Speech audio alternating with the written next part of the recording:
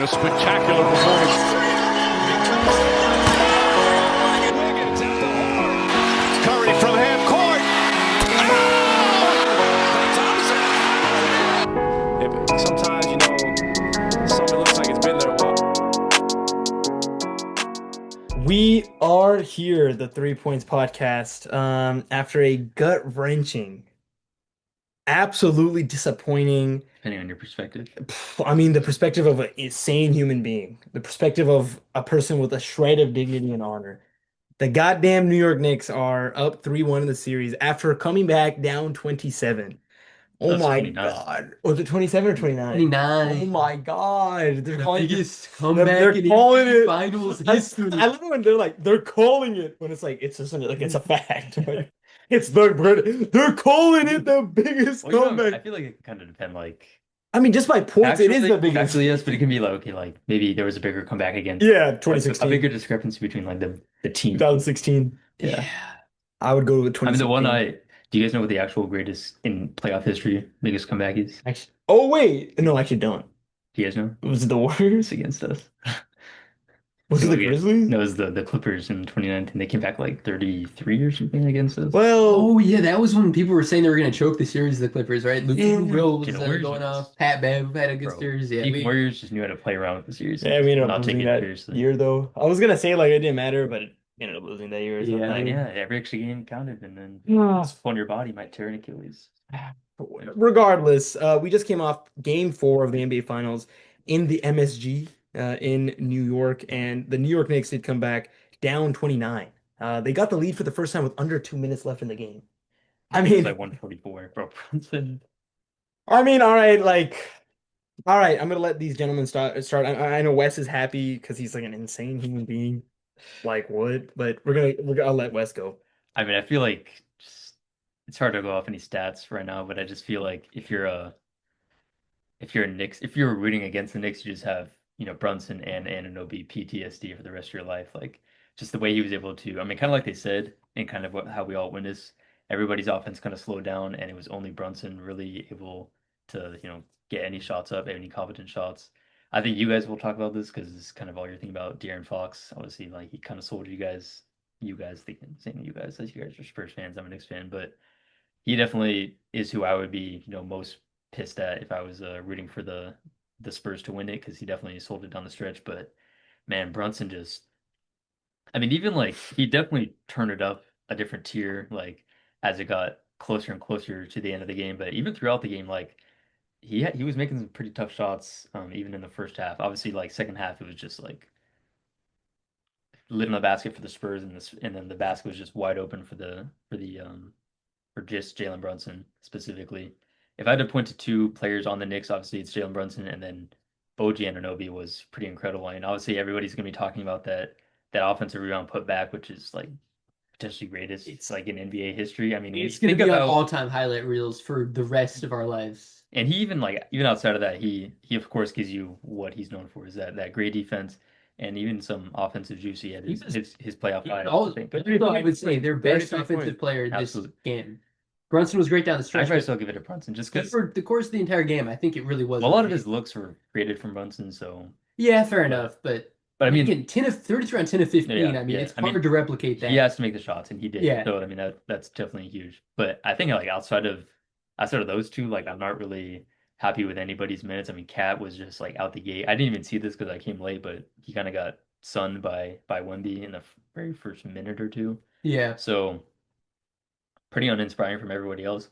Josh Hart, like again, kind of similar to if you watch the Knicks all playoffs long, quiet game, but and he had some pretty. I mean, if they had lost, he would have been probably Yeah. the target of a lot of anger because that was a pretty rough smoke of a But- layup down the stretch. He did a lot for them, down the stretch. Obviously, blunder. I think like what is the famous play that he missed a wide open layup in transition, which I feel like transition layups are kind of a different, like going full speed. It is tough. 90% You of the need to time make they you need to them, make though. it. You need to make it, but I mean but I mean even outside of that, he gave you some pretty solid rebounding here and there. But yeah, it was mainly the OG and Brunson show. Yeah. Outside of that, it was kind of sad from the Knicks. I mean, speaking of transition layups, how about that incredible attempt by De'Aaron Fox with the line on the game? Yeah.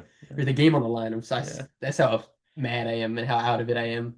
I'll hand it to you guys to talk about Yeah, De'Aaron I mean, Fox, 'cause De'Aaron Fox, he kind of throws away a good Harper game, a very he good Harper. truly is. He truly is putting together, I think, one of the worst finals performances that I've ever seen. And I mean, yeah, every year, I mean, obviously, Harrison Barnes is right up there. Harrison Barnes is up there. I mean, every Same year, roster. obviously, the finals are a small sample size. You do see some guys who maybe just because they have a cold, few games of shooting, or maybe the matchup isn't great for them. Maybe they come out looking pretty rough, but it's hard to take much away from them as a player because they still had an incredible run to get there and all of that. But I think that's not at all what we're seeing from Fox. This is just a revelation as to how much of a negative he truly is at least at this stage of his career as a basketball player. He is not providing you a single positive thing on offense. Now, I will concede that on defense he's still tenacious and he still has quick hands and he still can force some turnovers and play, some decent point of attack defense. On offense, he's a turnover machine. He's an inefficient shooter. I don't trust him with the ball in his hands. I don't trust him standing in the corner or on the wing to take open threes. I don't trust him to play make effectively because, again, I will say earlier in the playoffs, that was the one redeeming aspect of his game. But all of a sudden now, whether it's just due to the way that the Knicks are playing defense or whether it's due to, the moment being too big for him, he seems to have lost even the ability to locate the open shooters when they're there. He's throwing the ball away. He's throwing it directly into the path of Knicks defenders. I mean, it's just an absolute horror show. And back to back, down the stretch, two of the worst plays of this entire series came within, I want to say, a 30-second stretch of game time. First, you have that terrible pull up and I understand they're hunting for the what do you call it? The Wemby lob or no, the pull up two choke. What do you call it? When you're trying to get two possessions at the end of the game. Oh, Yeah, I understand they're hunting the 2-for-1. Why put the ball in his hands, first of all, to hunt for the 2-for-1? Secondly, once he has the ball in his hand, why on earth take yet another long two pull-up when he's missed the previous 4 or 5 that he's taken? I don't understand that. I don't understand how, as a coaching staff, you can let him take that shot. I don't understand how Fox, as a human being, as a person with a soul, can be so arrogant as to say it's my time yet again for the 5th possession in a row after missing over and over and over. And then just, I can't even really put into words how bad that. People I think are going to be diagnosing and digesting that layup attempt for years at this point. That is, as I was saying earlier, it's a J.R. Smith level mental blunder. You have the ball in your hands. There is maximum 10 seconds on that clock. There was like 6. Yeah, I was about to say, I couldn't remember exactly, but there was like 6 seconds on the clock. At minimum, if you give a head fake and dribble ball to the corner, they're just going to grab you and send you to the line, and you get 2 attempts. At best, if you give a head fake and dribble out to the corner, maybe they forget to grab you or they don't get their hands on you, and you can run the clock down to 2 or 3 seconds and then get the free throw attempts. To put it up there, when there's, OG Anunoby, who's having an incredible defensive masterclass of a game, is right on his hip. Even in a normal situation, if that was a tie game, that'd be a terrible attempt because there's no way you can get that to go. In that situation where you're up, it's absolutely awful. sounds like he was just scared of missing the free throws, which is but it's tough to square. If I was a Spurs fan, man, it's just tough to square something like that. To be in this position, you're never guaranteed another chance at the finals. No, yeah, you And never to have go somebody back. who's basically a mercenary who you know is going to be gone in a year or two anyways, and who's not really part of this core, destroy it for you. Yeah, it's tough. I think, Wes, you mentioned earlier, like, if you're not supporting the Knicks and you want the Spurs to win, this is going to be PTSD from OG and Brunson. I disagree. This is PTSD from De'Aaron Fox. This guy, it's shocking. Like, that last You gotta give credit to Brunson for down the stretch. Those shots, Of course insane. he did. Incredible OG, thing. the tip in by OG is going to be a statue. Oh, yeah. It's going to be a statue if the Knicks win. Yeah. Even if they don't And, win it. and again, and let's not take because Brunson. I'm thinking of 4 separate in my head pull-up jumpers that he self-created, all coming in the 4th quarter. They're all tough shots. One of them over Wemby. All of them that were absolutely necessary for the Very difficult. Very difficult. Yeah. But why is that not PTSD? Because Brunson is known to hit tough shots. We've been seeing that all series, right? We've kind of seen the Brunson recipe, not super efficient, but when it comes down to it, he's there. He's hitting these tough shots, these step back, crazy contested shots. That's not a shocker. OG is an elite defensive and offensive player. These are not shockers. But for a veteran, for a guy who's like 26, 27 in your I think prime, he's 28. I mean, it's just shocking. That last play is genuinely, in my opinion, that's worse than the J.R. Smith play because J.R. Smith had to put the ball up. So it's a more difficult task. Fox had to do nothing. He literally had to do, if he just stood there, that would have been fine. If you put me out there on that play, there's a good chance I could get those free throws. I'm not gonna hit the shots, but I'll get the foul. I'll just like hold the ball. I'll kneel over. I'll become a turtle. That's all he had to do. That's all you had to do. You were in the bonus. You're a veteran. And look, I'll give credit where credit is due. Fox has made some great veteran plays, like against the Thunder, where he fouled them. I'm forgetting which game it was, but he fouled one of the guys with like under like 20 seconds to go. They had a foul to give, etc. I'm blanking on the exact play, but this type of blunder, this is the reason why the Spurs lost. I mean, the game was in their hands. I mean, that is a all-time blunder. Yes, am I perhaps being recency bias that this is the worst play of all time? I think so. For sure. I could be. I absolutely could be. But as of my recent NBA history, this is one of the worst plays I've seen. I mean, this is just an unfathomable. My cousin, he's 10 years old, called me the first thing he said. They were in the bonus. He had to hold the ball. A 10-year-old kid has the ball IQ to realize you just stand there. I mean, yeah, I mean, I don't want to beat a dead horse too much. It's gonna be, and it's kind of funny though. Like no one in the commentating crew, no one in the ATG Toyota ATG analytics were talking about it. I mean, that is Social media is talking about it, I will say. Twitter's lighting him up thank already. God because Yeah. I mean the ex clutch player of the year. I mean he Yeah. was the clutch player what year? 2020. 2023, yeah, I was about to say the year they played the Warriors in that. Shocking, shocking, shocking. Yeah, the Spurs really shot themselves out of it. Like they were taking bad threes. Thomas's dad, Mr. McCallum, was saying that exact same thing. He's having, I mean, I just kind of doxed you, by the way. yeah, I mean, well, We can bleep it. yeah, we can believe that. Because we know your first name. I just said your dad's last Yeah, name. you, Therefore, yeah, that's your man, last there's name. a lot of McCallions in the world. We'll leave that Wow, one. we're gonna bleep. Oh, Yeah. extra. Let's bleep it again. Yeah. McCallion. All right, bro. Guess it was too far. No, actually bleep all three. That's kind of funny. Yeah, but I mean, he was definitely kind of on like his boomer stuff, but He I'm was seeing, spot on. yeah, I mean, They shot themselves out of the game, dude. They were inefficient in the second half. it's also severely. 2026. You take open threes in They 2026. are one of the better 3-point shooting teams, and Agreed. that's part of their problem. And it's they did shoot them out of the game, but Totally. You live by the every three, you team- die by the every three. team who misses Agreed. is shooting themselves out of the game. This You is have to where- make the shots. That's this is the where- important part. Look, this is where, in my opinion, the coaching staff comes in. You see that, listen, they are coming back like there's no tomorrow. First of all, the timeouts, I would have called a couple of key Now, okay, timeouts. I will say, by the way, the one argument I would see, they were quick shots. That is a little bit frustrating. To get shots, 18 seconds into the shot, They were that's kind of good looks. Like, a lot of them were like wide open Vassell, wide open Yeah. Champagne, or not Champagne. it really is. It comes down, I think, to a question of philosophy. I'm absolutely the kind of person who says if you get an open three anytime in the shot clock for You don't know when you're gonna know. you have to take it. You don't know when you're gonna. But when it That's backfires, right. I mean, it looks so bad. I think another problem is, look, and I think this is like a casual thing to do. We're like, okay, obviously these coaches and these coaching staffs Yeah. have years and years of experience that none of us have combined.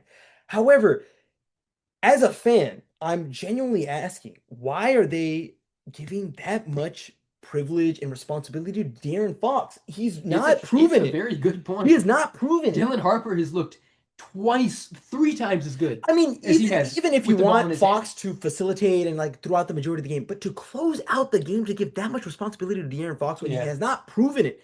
He has not been clutch down the wire.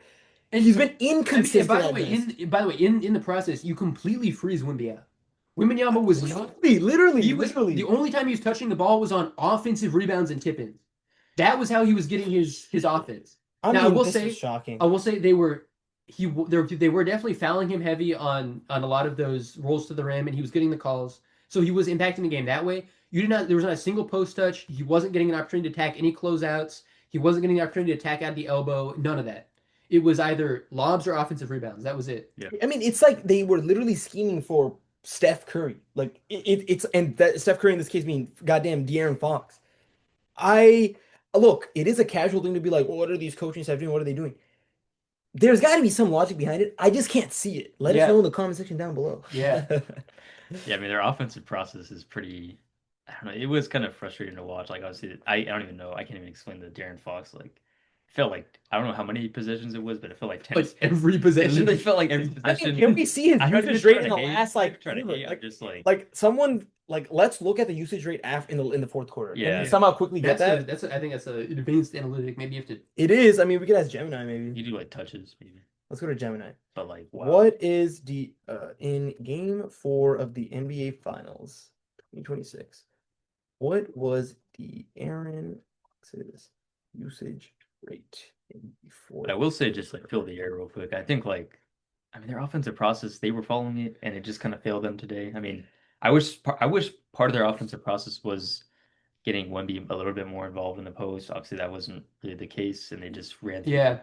De'Aaron I mean, it Fox. doesn't have to be in the post either. We've seen him attack out of the elbow. We saw him hit the one shot, like the one actual jumper he did hit was an incredibly tough mid-range But you jumper said, that I thought wasn't a great shot, but it kind of felt like he was so desperate to actually get a touch that he just put it up immediately and it went in. I mean, who knows? Maybe if you let him build off that. Next time down the court, you set him up on the elbow. You know, he hits a spin move, gets a roll of the rim, and one. You never know. yeah. Instead, it was right back to pick and roll, De'Aaron Fox, ball handler.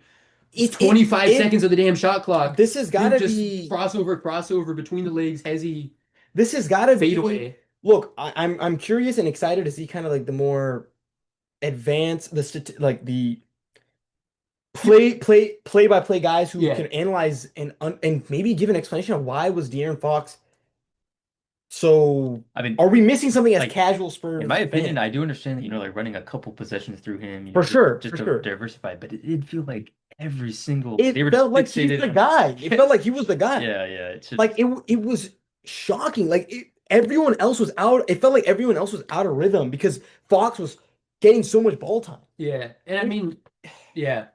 I don't know. Look, I think we're repeating, kind of starting to repeat the same Yeah. points. I guess Is just there anything else you guys want to add?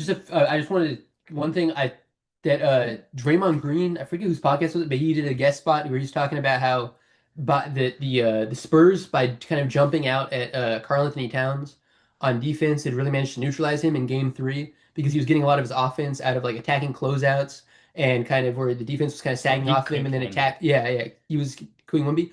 They went back to it, worked like a charm again. Cat was completely frozen out. So I do think like if you're looking for maybe a slight silver lining, if you are a Spurs fan, I mean we've seen it it come back in the feels- finals before. it still feels like they're in it. It's a series. Yeah, It's still a series. I think they've done an incredible after Cat was absolutely eating their lunch for the first 2.5 games. They did a very, very good job in kind of especially that second half of game 3 and now this game 4 of eliminating him. Jalen Brunson, obviously we've seen him. This was his on game, but we've seen him have off games. It's very possible he goes right back to being the guy who was missing a lot of those pull-up jumpers down the stretch in games 2 and 3. And again, it's never too late to take the ball out of De'Aaron Fox's hands and give it to your damn 19 or 20 I forget how exactly old it is, 19 or 20-year-old rookie who already looks like one of the 3 or 4 best players on the court. There's a formula here. So like I don't want to give up just yet. And I'm I hoping think that they're absolutely in it. I'm hoping that at minimum we get 3 more entertaining games of basketball. I But think they're only getting 2 more. yeah, My gut says 2 as well. However, look, the best way to face it, which I mean, like, I'm not saying anything crazy, game by game. Okay, it's like 3 regular season games. I think next game the Spurs come back, they win, build a little bit of momentum. Every game has been close. You just need a couple shots to fall your way. Look, game 5, I think they win. Game 6, it'll be close if you could sneak out by the skin of your teeth. yeah. I mean, and OG is probably not going to shoot 10 to 15 I don't know. He's pretty every narrow. game. He's reliable, but you can always get the off OG game. Champagny, you hope is not going to shoot. He shot 1 of 6. Kind of pulled a disappearing act, although it is Julian Champagny. So I mean, you can't be relying on him for 20 points every game. You'd assume. Devin Vassell had his hot game. Maybe they alternate like as they kind of have been. Yeah. I mean, Wemby. This might have actually been sneakily or secretly his best game of the series. He was dominant on the glass, I would say that. and he had multiple. But actually, one thing we that- we all 3 forgot to mention, the 2 missed free throws. I Yeah, think it's we tough. all 3 forgot about that. He hits one of those 2. It's true. We're going to overtime. It's true. One of those 2. That is a mental lapse. And they do matter more down the stretch. It's just the reality. That's a mental lapse, and that's on Wemby as well. Look, yeah. can we shave him a little bit more benefit out because he had an overall great game? He But had a- by the missing way- 2, but missing 2.